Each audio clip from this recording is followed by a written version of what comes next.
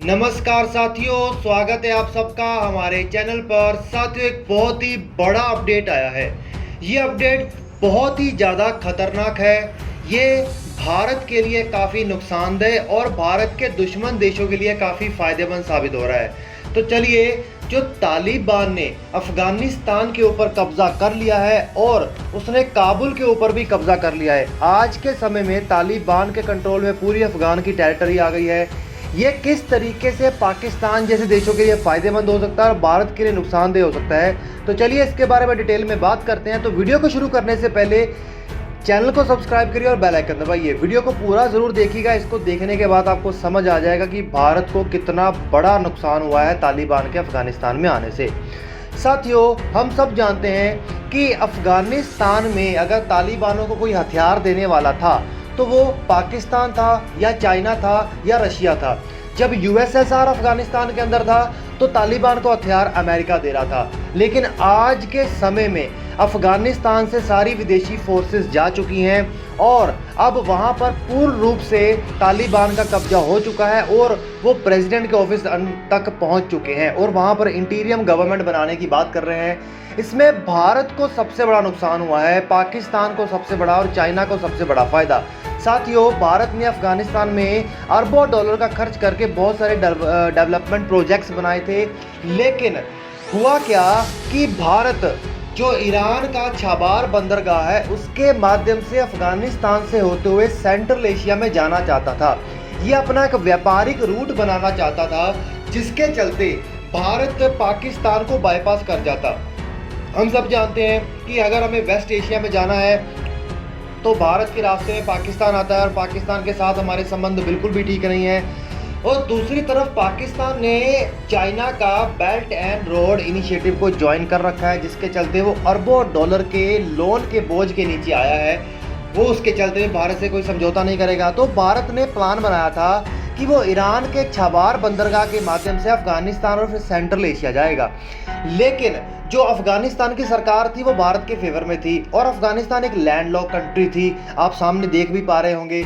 लेकिन अब भारत को छाबार ईरान के माध्यम से अफगानिस्तान में जाने में दिक्कत होगी, क्योंकि जो तालिबान है वो सीधे रूप से पाकिस्तान का और चाइना का ही फेवर करेगा। अब भारत का एक व्यापारिक रूट बंद हो गया। देखिए, हम सब जानते हैं कि चाइना अपने पूरी दुनिया में व्यापार फैलाने का सबसे बड़ा माध्यम है, वो सीपैक को बनाकर बैठा है, जिसके चलते वो चाइना से यूरोप तक को जोड़ रहा है, ट्रेन माध्यम से, सड़क के माध्यम से।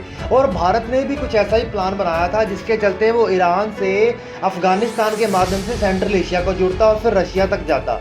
लेकिन अब जो ये अफगानिस्तान के ऊपर तालिबान का कब्जा हुआ है, इसके चलते अब भारत की एंट्री इस एरिया से नहीं हो पाएगी, जिससे भारत को एक तो अरबों डॉलर का नुकसान तो होगा ही जो उसने अफगानिस्तान में लगा रखे हैं, उसके अलावा भारत को बहुत बड़ा नुकसान होगा अफगानिस्तान के द्वारा जो रूट से व्यापार करना था, क्योंकि आज के समय में वही देश ताकतवर है जिसका व्यापारिक संबंध बहुत मजबूत है। और पाकिस्तान से तो हमारे हालात अगले आने वाले 30-40 साल तक भी लगता नहीं है ठीक होंगे। तो अब भारत लेकिन इसका सलूशन निकाल चुका है। अगर बुरी खबर है तो अच्छी खबर भी है, भारत ने इसका सलूशन भी निकाल लिया है। अब भारत का प्रोग्राम ये है कि वो ईरान के द्वारा होते हुए अफगानिस्तान से सेंट्रल एशिया नहीं जाएगा, वो ईरान के माध्यम से तुर्कमेनिस्तान से होते हुए कजाकिस्तान जैसे सेंट्रल एशिया देशों में जाएगा और उसी के माध्यम से बाद में रशिया होते हुए वो यूरोप से अपने व्यापारिक संबंध खोलेगा। ये मोदी नॉमिक्स है, जो मोदी इकोनॉमिक्स है, उसके चलते इन्होंने एक नई स्ट्रेटजी बनाई है।